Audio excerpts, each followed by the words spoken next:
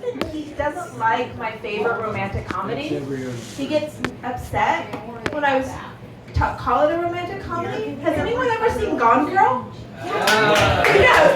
It's a beautiful romantic comedy about a woman dedicated to saving her marriage. But he cheats on her and she sets him up for murder, and then he can't. And then she gets pregnant. He can never leave her. It's a beautiful romance. And first he was scared, and then he's looking. He's like, yeah, you would never be that organized.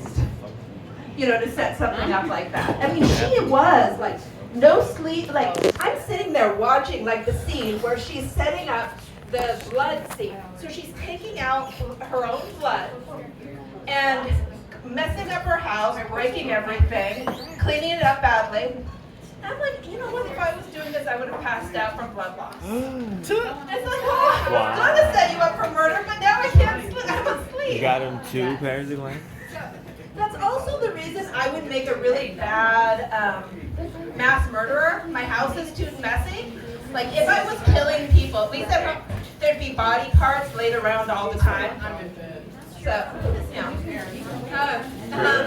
Very messy. I don't know if that was so I'm half black and half white. My mom's black, my dad's white. And this does mean that half my family went to college and the other half picked cotton.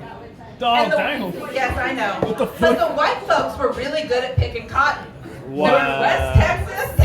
They knew how to drag it. They climbed. When I got taken, we went back to visit family in Texas. They showed me the cotton they used to pick, and I realized I still have allergies to it. And my black mom on the allergies was like, "You can't have allergies. You are a black person.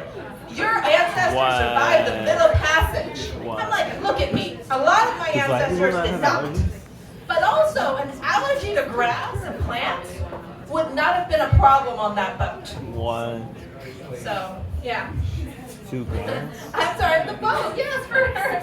All the problems of the Middle Passage of bringing the slaves, being allergic to grass would not have caused an issue, I don't think. But this is mine. And I'm really bad, but I do think like my ancestors, and I give them, I think they were kind of allergic, and they were looking at, you know what?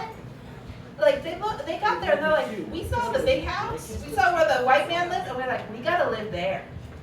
It's like thing one. We're gonna stay there. We're not gonna make it on the field. So they did, and that's why they look like me.